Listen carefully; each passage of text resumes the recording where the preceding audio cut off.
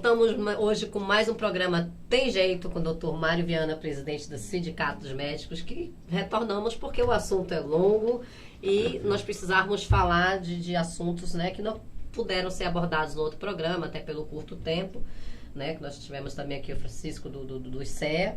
E aí nós vamos hoje abordar alguns pontos. Aqui a gente está com algumas pautas que é muito relevante, né, doutor, que não foram comentados, que a sociedade está perguntando, está sendo questionado, né? A primeira coisa que está muito polêmica, que as pessoas estão falando muito, do que aconteceu com o deputado Wilker Barreto, no 28 de agosto. O que o senhor tem a falar, o senhor da classe médica, do outro lado, a respeito daquilo? Então, Maria, primeiro agradecer aí o teu chamado de novo. Realmente, eu acredito que eu vou ficar freguês do seu programa, porque a saúde tem muitas questões a serem discutidas, né? E naquele dia realmente não foi possível a gente abordar mais alguns pontos importantes. Esse fato que aconteceu, né, o bloqueio lá, a visita, vamos dizer, de fiscalização do deputado Wilker Barreto, demonstra uma situação que eu já venho apontando há muito tempo. Em Manaus, no Amazonas, né, não se tem a cultura de ter chefe de plantão. Por que chefe de plantão? Um hospital que tem 100, 200, talvez, profissionais da área de saúde atuando em 24 horas ininterruptas, não vai ter a presença dos seus diretores, do diretor-geral, do diretor técnico, diretor clínico, que é outro assunto que quando tem, né, 24 horas, né? O deputado Wilker, só discordo dele que ele queria que estivesse lá o diretor clínico ou diretor-geral do hospital. Se não foi planejado essa visita dele, foi inopinada, né? Não teria como ter lá, era um sábado, né? E na verdade o expediente em geral administrativo vai de segunda a sexta, não sei se pelas regras... Mas geralmente se tem pessoas que o representam, não? Deveria... Em momentos emergenciais. Não tem, Maria, é exatamente isso que eu quero concluir, né? A cultura do Amazonas é que não tem chefe de nada, né? Só tem um diretor, quando tem um diretor clínico, diretor técnico, fora disso ninguém é chefe de nada. Não tem chefe de plantão, porque um hospital do tamanho de 28 de agosto tem, vamos dizer, 40, 30 médicos trabalhando ali 24 horas, em turnos de 12 horas, né? Tem talvez umas 150, 200 pessoas da enfermagem, técnico de laboratório, uma série de funcionários, né? Alguém precisa liderar isso daí. E isso não existe em Manaus. Seria? Não, eu acho que deveria ser uma pessoa da área da saúde, né? Os médicos, quem tem que chefiar é um médico, né? A enfermagem tem que ter uma coordenadora e tem que ter o chefe geral do plantão, né? No Rio de Janeiro, da onde eu vim, normalmente se tinha lá, isso há 40 anos atrás, que eu já tenho 37, 38 anos de formado, e fui acadêmico, trabalhei em vários pronto-socorros grandes no Rio de Janeiro, e o chefe de equipe, o chefe de plantão, o chefe de equipe é outra coisa. Ele decidia tudo, ele tinha comunicação direta por telefone com o diretor do hospital e até mesmo com o secretário de saúde. Isso não existe em Manaus, é absurdo, absurdo. Isso o deputado Wilker tem inteira razão. E isso eu venho dizendo para todos os secretários, inclusive meus amigos, nunca deram ouvido para mim, né? E também digo nas empresas, tem que ter chefe de equipe. Tem 5 cirurgiões, tem 4, 3. Não tem como ter chefe de equipe de cirurgião quando é um só, entendeu? Então, tem 2 cirurgiões, um é o chefe e o outro é membro, né? E ele responde pelas coisas da cirurgia. Ortopedia, tem quantos colegas de plantão? Tem 4, 5? Quem é o chefe da equipe? Quem é que decide aqui, isso, aquilo, outro? Essa cultura tem que ser implantada, é isso que eu queria dizer. E fora que o senhor comenta... E aí o deputado Wilker não ficaria ali discutindo ou falando com segurança, que não tem essa responsabilidade de dizer quem entra ou quem sai do hospital. Exatamente. É absurdo, aí o deputado tem absolutamente, totalmente razão. Fora que existe no hospital de grande magnitude, como o 28 de agosto, e ainda é um hospital central, né, onde Sim. todos buscam pelo local que acontece no acidente ou numa situação de emergência, é o 28 de agosto, né? Na Zona Leste nós temos ali o João Lúcio, que são os dois que inclusive estão, e o Platão, que estão... São os 3 grandes pronto-socorros, né? Exatamente. Que eu saiba, nenhum dos 3 tem chefe de plantão, chefe de equipe, tem chefe de nada. Que se diferencie, né? Cirurgias de emergenciais, atendimentos emergenciais, eu ainda não vi, me corrija se eu estiver errado, errada. a parte de emergência e a parte de atendimentos não emergenciais. Tipo... Essa já é uma outra questão, Maria, que nós, primeiro, fazer aqui um parênteses rápido. Também já coloquei isso para diversos secretários. Sempre fingiram que ouviam, né? HPS, Hospital de Pronto-Socorro João Lúcio. É mentira. Não é HPS. É pronto-socorro, porque o hospital de pronto-socorro, ele teria que ter serviços formados de rotina. O que acontece hoje, pela necessidade, o 28 de agosto e outros hospitais, durante o plantão, realiza cirurgias, por exemplo, procedimentos de rotina, com a interface que é perigosa. Isso tem que ser... Da emergência. Exatamente. Então você às vezes não sabe o que é rotina, o que é emergência. Emergência e urgência é uma coisa e procedimentos de rotina é outra coisa. Essa interface que foi feita, essa mistura, eu também alertei isso há mais de 10, 15 anos, inclusive para as empresas. Hoje o camarada, o profissional está de plantão, ele não sabe se está anestesiando ou operando um paciente da urgência ou da rotina. E de vez em quando tem confusão. Você tem no 28 de agosto, algumas vezes já aconteceu, de você ter todas as salas ocupadas com cirurgias de rotina, tá entendendo? E chegar uma emergência e não ter onde colocar. Então, minha gente, vamos... queria fazer aqui um parênteses, né? Secretário de Saúde, pelo amor de Deus, converse com a gente, converse com as lideranças das entidades médicas, o conselho, o sindicato, as sociedades de especialidades, as empresas de especialidade médica, as empresas especializadas da enfermagem e de outras categorias, é que vão dar a solução para o senhor. O senhor não tem que saber tudo, me desculpe. E nós falamos agora da unidade de urgência. Até agora, até o presente momento, a categoria da saúde, ela tem meio que reclamado de não ser atendida ou de não ser ouvida.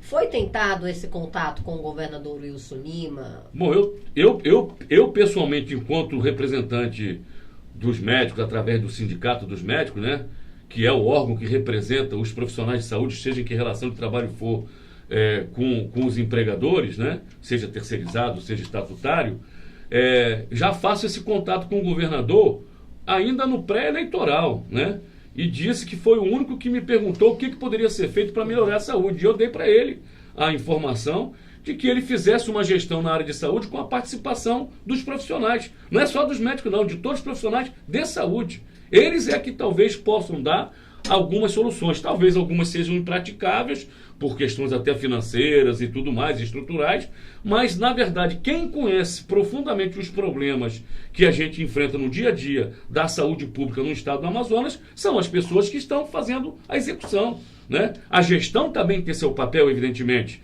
mas o problema, quem vive o problema no dia a dia é quem está na ponta. Eu sempre costumo falar, eu com 20 anos de experiência como administradora pública de formação e nas minhas especializações, stricto sensu na área, praticamente contratos da área de saúde, que é onde eu foquei mais, minha vocação maior, até pelas grandes repercussões de projetos que já executamos junto com alguns médicos renomados. Nós conversamos, o senhor chegou a me falar, e eu fui estudar a respeito do artigo, acho que 80, que ele deveria ser implantado nos hospitais, tanto para regular os leitos, né, as salas cirúrgicas, os plantões, ou seja, regularia todo o sistema de saúde. Com certeza. Não ficaria, os vilões e os anjinhos. Os médicos se tornam os vilões porque, não quer operar. Não, mas o médico às vezes não quer operar porque não tem sala, não tem leito. E o hospital não informa isso. E aí, quem está ali em confronto com o paciente é o médico, porque quer não, é o primeiro contato do paciente. O paciente já chega ali desesperado, numa situação extremamente à flor da pele, questão de saúde, que ninguém procura hospital porque tá bom. Procura hospital porque tá passando por uma situação complicada. E aí o médico não tem essa regulamentação. Isso seria uma medida que o Estado deveria imediatamente fazer nos hospitais, até para amparo tanto de quem fornece e de quem presta o serviço? Exatamente. Maria, essa sua pergunta é formidável. Não tem outra classificação. E também há algum tempo eu já venho dizendo isso, né? Isso é relativamente recente, que eu vou te dizer como é que eu descobri isso. Não foi nem lendo a Lei 8080, né? A Lei do SUS. Foi, na verdade, ouvindo, que tem gente ainda que ouve a Voz do Brasil, né? E exatamente eu escutei isso na Voz do Brasil, que é um órgão de mídia, né? Confiável, evidentemente, né? A princípio.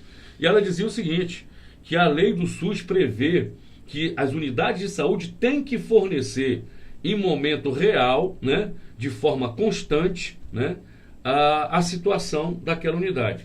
Tem leito vago? O centro cirúrgico está funcionando? Está interditado? O laboratório está operando? Está fazendo os exames? O raio-x está quebrado, né? Porque, Maria, a grande maioria dos conflitos que acontecem, e a gestão não quer assumir isso, e não é só essa gestão atual, não. É as anteriores também. Só que aqui no Amazonas, modéstia à parte, tem aqui uma liderança que quer fazer a coisa direito. Eu não estou aqui para atacar ninguém. Quero dizer, inclusive, que fiz um convite ao secretário de Saúde fazer uma viagem conosco, que você, inclusive, vai ao interior do Amazonas, Tabatinga, São Gabriel e talvez Urucu. Ele já aceitou, até onde eu saiba, tá? E a gente continua com as melhores relações. Mas eu estou fazendo colocações aqui no sentido de ajudar, né? Exatamente. Então, voltando, é preciso fazer isso porque quando chega alguém numa maternidade, uma paciente, naquela angústia já do início, ou já em pleno trabalho de parto, e não tem leito, como é que faz? Faz o que está se fazendo, está se internando, às vezes num corredor, numa cadeira e tudo mais.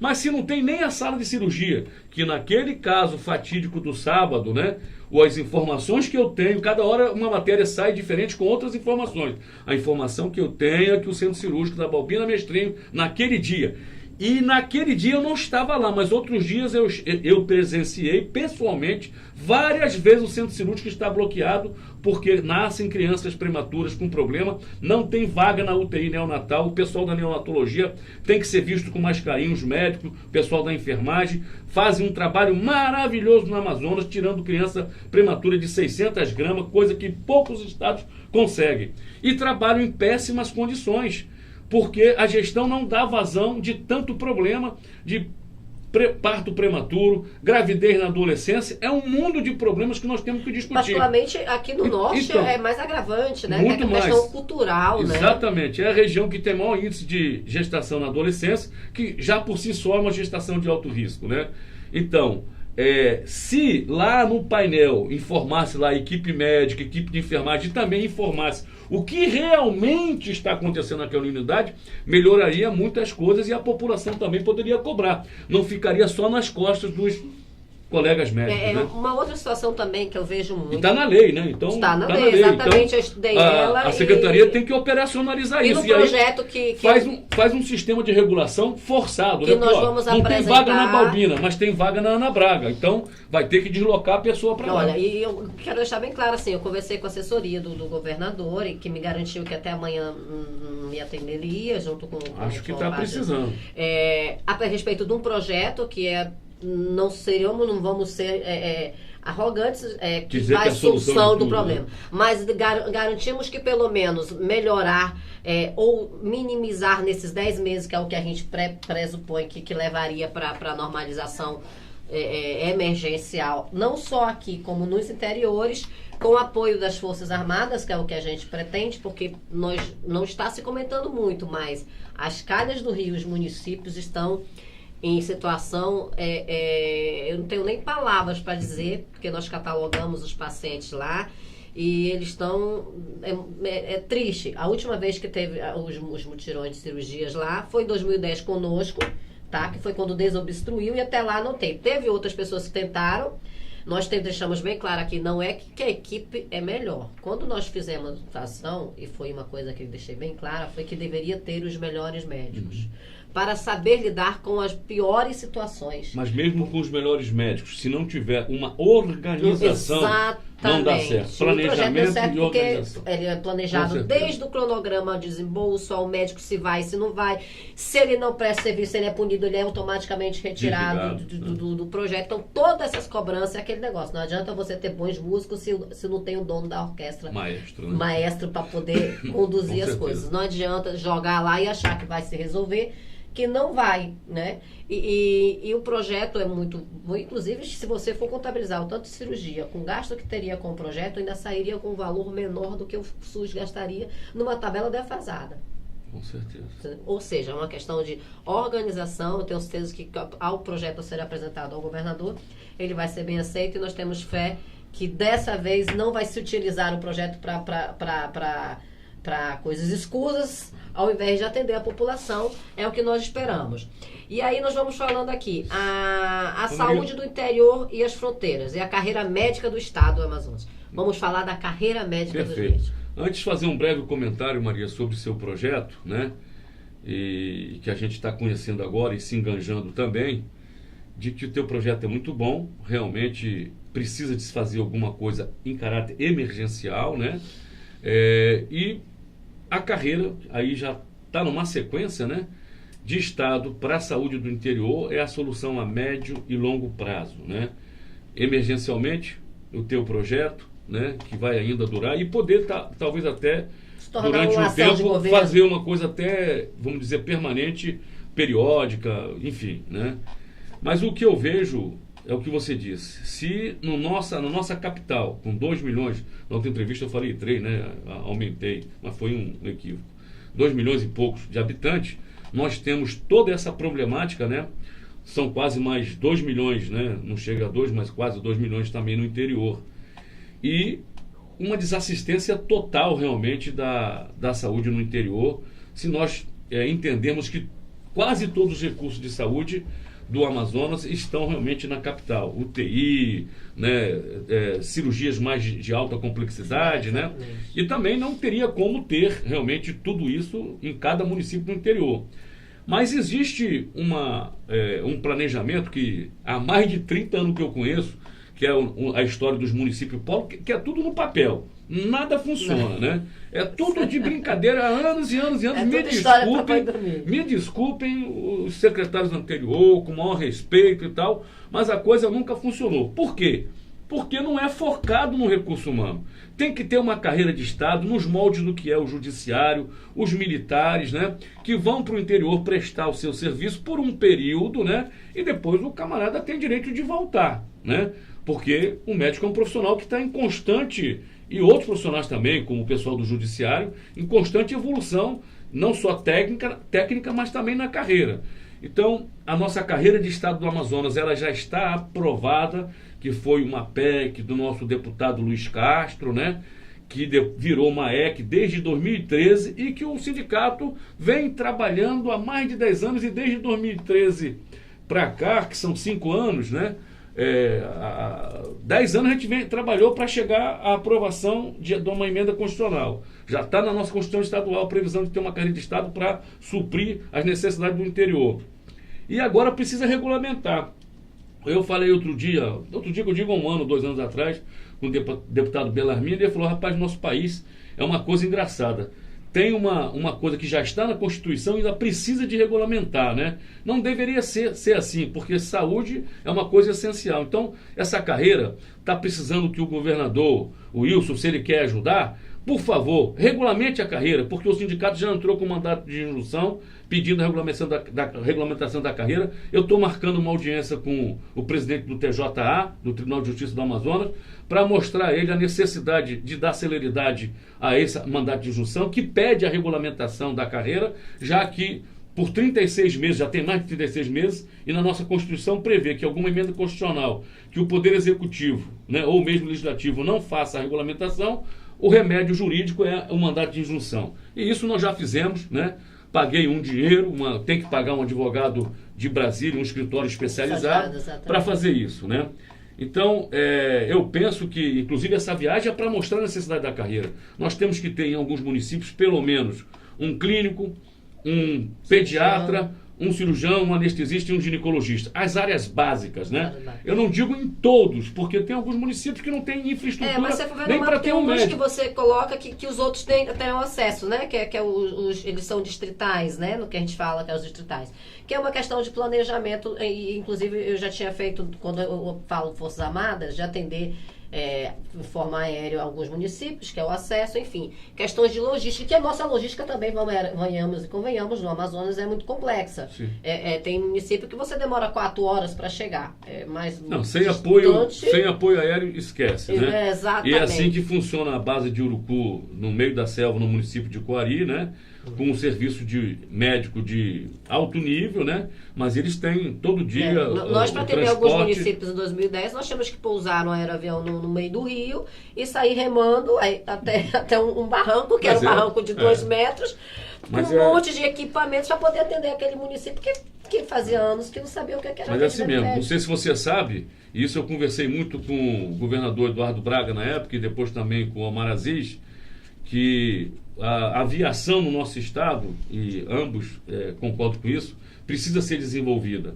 Porque o desenvolvimento da aviação é diretamente proporcional ao desenvolvimento dos municípios do interior. Porque o caminho pelos rios, né, que são nossas estradas, podem ser implementadas. Mas principalmente na área da saúde precisa de ter rapidez e pelos rios fica muito difícil, né? Então eu já conversava isso, foi mais com o governador Omar Aziz, e ele me disse que realmente o sistema da carreira médica de Estado, talvez até num esquema de confinamento, cada equipe ficando 15 ou 30 dias e sendo substituído por uma outra equipe igual, da mesma categoria, né, faria com que a efetividade, o resultado final desse trabalho no interior nosso, que é um interior de difícil, né, evidentemente que o povo do interior, eles vivem ali aquela realidade deles, mas para profissionais que foram formados num grande centro, é tudo muito mais difícil, né? Então talvez o sistema de confinamento, do trabalho de confinamento, como é na Petrobras, talvez seja a solução. E aí a Força Aérea, evidentemente, também sendo financiada para isso, que ela não pode tirar dos parcos recursos que eles têm, seria talvez... Para dar o suporte, ou então até uma empresa civil, realmente uma empresa privada, como algumas empresas fazem o trabalho. Você testemunha aqui que o Estado também sofre uma questão logística também, que quando você faz um projeto desse, principalmente para os municípios, o que onera muito o projeto não é nem a mão de obra, é logística. Com certeza. Então, por isso que em todas as minhas atividades eu tenho pedido apoio, como você também, das Forças Armadas, porque não tem ninguém nesse país que entende mais de logística, não só de guerra, mas logística de saúde, porque a logística de saúde faz parte do planejamento de guerra, por incrível que pareça, mas isso é uma outra discussão que não é para esse ambiente. E ainda acho assim, deixar bem enfatizado aqui, que o projeto 8080, que nós discutimos aqui, seria muito mais evidente, que eu vejo isso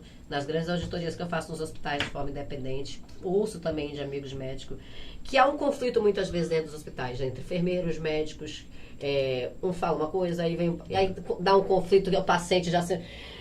Pelo menos colocava cada qual dentro da sua casinha, vamos por dizer assim, né? Tendo liderança, né? Eu vi isso no João Lúcio, de enfermeiros maltratarem pacientes e depois quererem que o médico não atendesse ou ficar selecionando o paciente.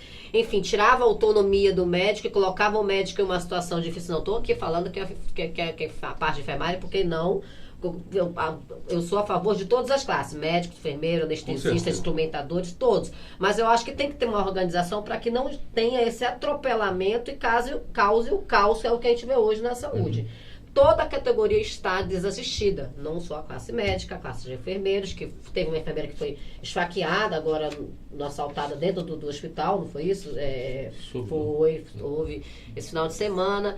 Então, não tem mais segurança para esses profissionais de saúde trabalhar, estímulos algum, entendeu? Então, está todo mundo desassistido, enfermeiros, médicos, né? Mas, Maria, sobre essa questão, então, das equipes, né, da relação, da multidisciplinar, eu dizia assim, olha, nós temos que acabar com isso, nós temos que trabalhar em conjunto, médico, enfermeiro, técnico e tudo mais. Parceria. Todo mundo tem dificuldade, todo mundo tem bastante acerto, alguns erros, né?